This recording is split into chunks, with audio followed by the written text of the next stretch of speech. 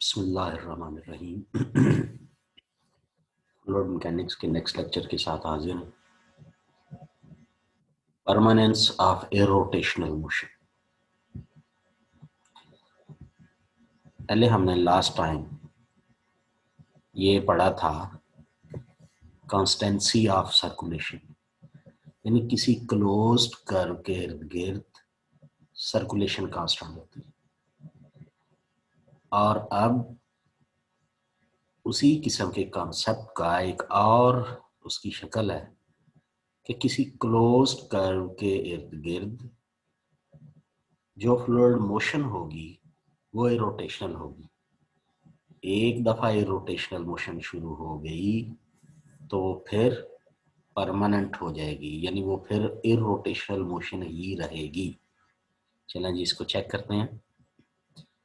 If the external forces are conservative and density is a function of pressure only, then the motion of an inviscid fluid, if once becomes irrotational, remains irrotational permanently. तो दोनों चीजें आप मिलाकर देखें।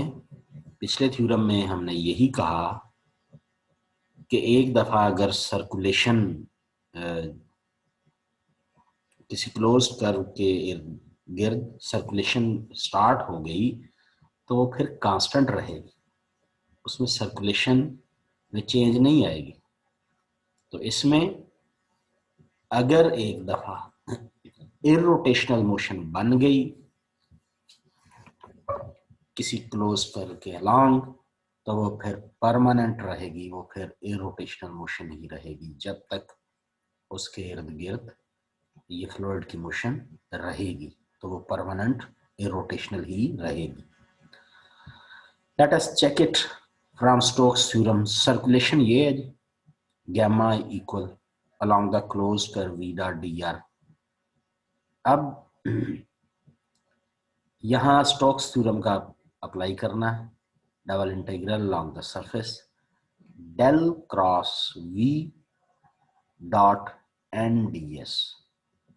ये हमने एक integral को जो कि अलोंग द क्लोज कर्व था उसे सरफेस इंटीग्रल में चेंज कर लिया है। अब आपने कमेंट सेक्शन में जाकर स्टोक्स थ्योरम की डेफिनेशन लिखनी है ताकि ये ताज़ा हो जाए एक दफ़ा के स्टोक्स थ्योरम है क्या। अच्छा, अब हम ये भी जानते हैं इरोटेशनल मोशन के लिए डेल क्रॉस वी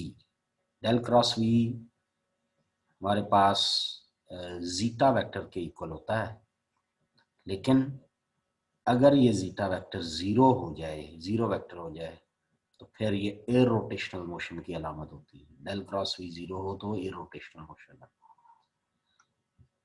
अगर ऐसा हो del cross v equal zeta zero हो जाए तो इससे मुराद ये होगी, ये इक्वेशन 1 में जीटा वेक्टर जीरो, तो इसका मतलब है ये सारा एक्सप्रेशन जीरो। ये सारा एक्सप्रेशन जीरो होने से मुराद है कि आपके पास ये जो सर्कुलेशन है ये जीरो हो गई है। ये देखिए gamma equal zero at that instant, कि इस मौका पर गैमा जीरो हो गया। गैमा जीरो होने से मुराद सर्कुलेशन जीरो होगी। Hence, it follows from the Kelvin's circulation theorem that gamma equals zero for all subsequent times. कि गैमा अगर जीरो है इसका मतलब फिर आने वाले हर लम्हे पर, हर टाइम पर वो जीरो होगा। तो इसका मतलब है हर सबसीक्वेंट टाइम के लिए इक्वेशन 1 अब क्या होगी, वो ये होगी फिर surface integral zeta dot D S equal zero for any surface S which is originally an irrotational fluid। ये चूंकि हमने एक सरफेस एस के लिए ये कहा है तो ये एक आर्बिट्रेरी सरफेस है। इसका मतलब equation 2 shows that zeta equal zero, zeta equal del cross v equal zero for all subsequent times। अब इसका मतलब क्या हुआ, motion remains irrotational even afterwards। ये इस बात, ये चीज, ये मैथमेटिकल एक्सप्रेशन शो कर रहा है कि फ्लूइड मोशन बाद में हर आने वाले टाइम में यह मुसलसल इरोटेशनल ही रहेगी। ये था theorem permanence of irrotational motion. अब हमारा बड़ा सुपर इंपॉर्टेंट किस्म का टॉपिक है kelvin minimum energy theorem. Kelvin minimum energy theorem ये इंपॉर्टेंट है और ये लॉन्ग क्वेश्चन के हवाले से एक शोहरत रखता है, कई दफ़ा ये पेपर में भी आ चुका है। The kinetic energy of irrotational motion of an incompressible fluid. अच्छा, ये केल्विन मिनिमम एनर्जी थ्योरम, इसका मतलब है यहाँ एनर्जी को डिस्कस किया जाएगा और वो एनर्जी की जो सिंबल है वो टी होगी और काइनेटिक एनर्जी आपको पता है वो लीनियर मोशन में तो 1/2 mv² के इक्वल होती है। यहाँ देखते हैं वो एक्सप्रेशन किस शक्ल में आगे बढ़ता है। Kinetic energy of a rotational motion of an incompressible fluid occupying a simply connected region is less than the kinetic energy of any other motion of the fluid having the same normal velocity on the boundary। ये बात मैं आपके सामने इस तरह से clear करता हूं कि किसी सिंपली कनेक्टेड रीजन जिसके अलोंग इरोटेशनल मोशन हो रही है, इनकम्प्रेसिबल फ्लूइड यूज हो रहा है, तो उसकी काइनेटिक एनर्जी हमेशा लेस रहेगी बाकी किसी भी मोशन या किसी भी काइनेटिक एनर्जी से। यानी दो काइनेटिक एनर्जीज होगी हमारे पास, एक वो जो किसी सिंपली कनेक्टेड रीजन के अलोंग है और दूसरी वो जो किसी सिंपली कनेक्टेड रीजन के अलोंग नहीं है। अच्छा, आप अपनी आसानी के लिए इसको क्लोज्ड कर्व समझ। सिंपली कनेक्टेड रीजन की मैं आपको एक दफ़ा दिखा देता हूँ कि वो किस शक्ल का होता है, या यूं समझ ले मैं आपको ज़ियारत करवा देता हूँ। ये सिंपली कनेक्टेड रीजन ABC। तो अभी ये हमने अभी पढ़ना है सिंपली कनेक्टेड रीजन, इसको डिटेल में कनेक्टिविटी क्या होती है, रिड्यूसिबल इररिड्यूसिबल सर्किट क्या है, simply and multi connected region क्या है। चूंकि अभी ये कंसेप्ट आएंगे इसलिए आप अपनी आसानी के लिए यूं समझें जैसे ये ABCD है, ये क्लोज्ड कर्व है। तो अभी आप इसको यही चीज समझ लें, इन डिटेल ये फिर डिस्कस हो जाएगा। तो किसी क्लोज कर्व के अलोंग काइनेटिक एनर्जी हमेशा लेस होती है बाकी किसी भी फ्लूइड मोशन किसी भी काइनेटिक एनर्जी से। चलें इस बात को प्रूफ करते हैं। Let S be a close surface, उस सरफेस के अंदर वॉल्यूम टा है और वो वॉल्यूम इनकम्प्रेसिबल फ्लूइड है। Also let T be the kinetic energy and V the velocity of the irrotational motion। ठीक है जी, T काइनेटिक एनर्जी। अब ये सिंबल्स आपने जहन में रख लेनी है। T क्या है? Kinetic energy. V क्या है? Velocity of the rotational motion. Irrotational motion हो रही है और वेलोसिटी है तो कोई वेलोसिटी पोटेंशियल भी होगा, वो V equal minus del phi होगा। ये वेलोसिटी पोटेंशियल की इक्वेशन होती है। और चूंकि फ्लूइड फ्लो में है तो वहाँ इक्वेशन ऑफ कंटिन्यूटी भी एग्जिस्ट अप्लाई होगी, डेल डॉट V इक्वल 0। अब काइनेटिक एनर्जी हमने एक एक्सप्रेशन प्रूव किया था पिछले सेमेस्टर में, काइनेटिक एनर्जी का T इक्वल 1/2 ट्रिपल इंटीग्रल या वॉल्यूम इंटीग्रल रॉ V² डीटा, ये हमने प्रूव किया था। अगर ये कांस्टेंट बाहर ले 1/2 रॉ वॉल्यूम इंटीग्रल V² डीटा। ठीक है जी, ये हमारे पास काइनेटिक एनर्जी का एक्सप्रेशन है। किसके लिए? एक फ्लूइड के लिए जिसकी वेलोसिटी V है और काइनेटिक एनर्जी T है। Furthermore, let T1 be the kinetic energy, V1 be the velocity of any other motion। ठीक है जी, एक तो वो जिसे हमने कंसिडर कर लिया, जिसे हमने देख लिया, वेलोसिटी V है और काइनेटिक एनर्जी T है। किसके लिए? इरोटेशनल मोशन के लिए। और सरफेस एस क्लोज सरफेस जिसके अंदर वॉल्यूम टा है और इनकम्प्रेसिबल फ्लूइड है, इसके लिए जो हमने वेलोसिटी देख ली या पढ़ ली वो v है, काइनेटिक एनर्जी t है। अब जो बात कर रहे हैं यहाँ से एक और अलग शय की बात कर रहे हैं, कहता है जी t1 kinetic energy, v1 velocity of any other motion, और वो जो वेलोसिटी होगी v1 होगी वो क्या होगी, वो v1 velocity v plus v not, v plus v not, यानी हमारी जो पहले वाली वेलोसिटी है उसमें कुछ और वेलोसिटी ऐड होगी तो फिर v1 आएगी ना, ठीक है ना। जैसे ये देखें, एक छोटी सी आपको एग्जांपल देते हैं, आपके पास कोई भी शय पहले इनिशियल वैल्यू पर है, उसमें कोई और शय ऐड होती है तो फिर नई वैल्यू बनती है। तो टोटल 3 चीजें होती हैं। जैसे एक छोटी सी मिसाल फिर आपके सामने कि एक सैलरी है, वो इनिशियल स्टेज पर कुछ ना कुछ है, फिर सैलरी में इजाफा होता है, ये इजाफा भी एक सैलरी है, फिर नई वैल्यू इजाफा होने के बाद एक और नई सैलरी बन जाती है ये। तो इसका मतलब 3 चीजें शामिल होती हैं, इनिशियल, उसमें जो ऐड किया जाता है वो, ऐड होने के बाद जो नया बनता है वो। तो ये जो v1 है दरअसल v प्लस v नॉट से बनता है। Since v1 is the two satisfy the equation of continuity, तो फिर डेल डॉट v1 इक्वल 0। अब v1 की वैल्यू लगा दें, ये v प्लस v नॉट, तो del dot v plus del dot v nought equal 0।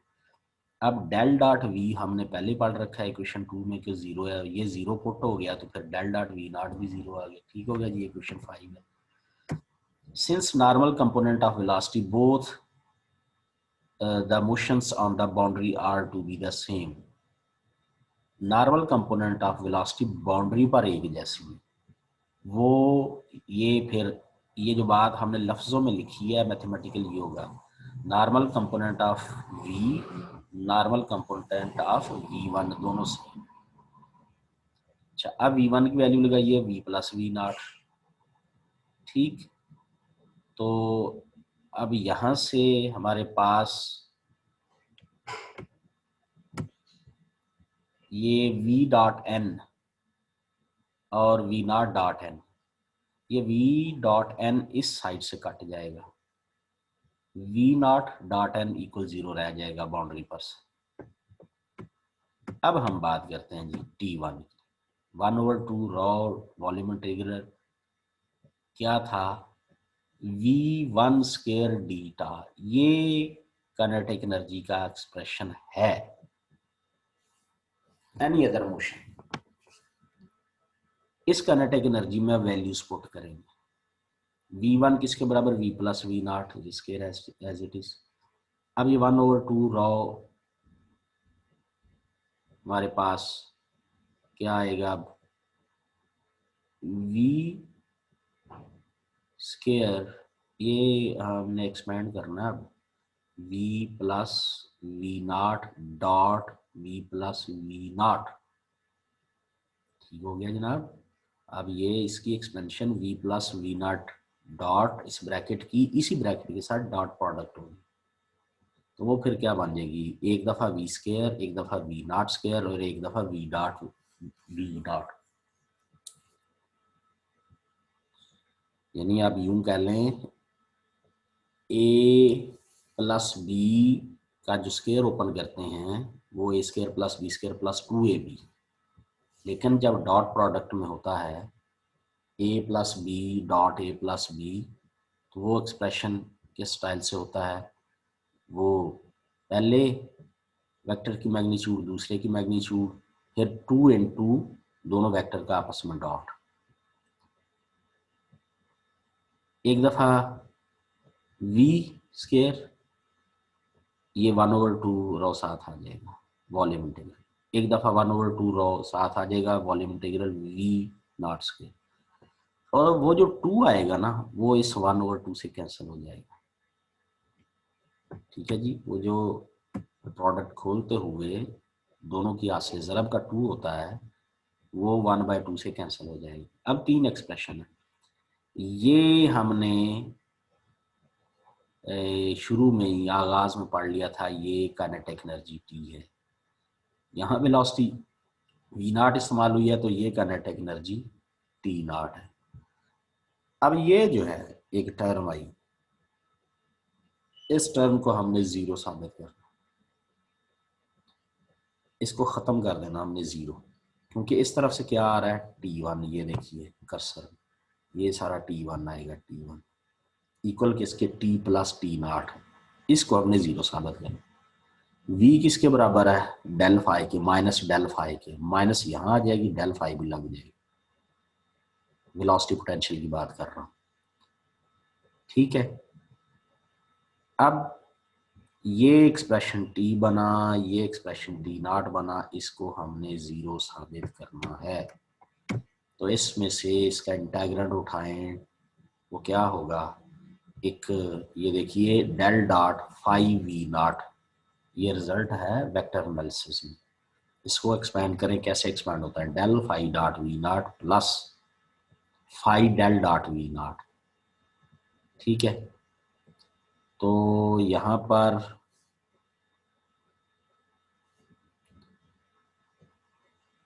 Del equation 5 को कहते हैं जी, इस्तेमाल करें इक्वेशन 5, हमारे पास क्या थी भला, यस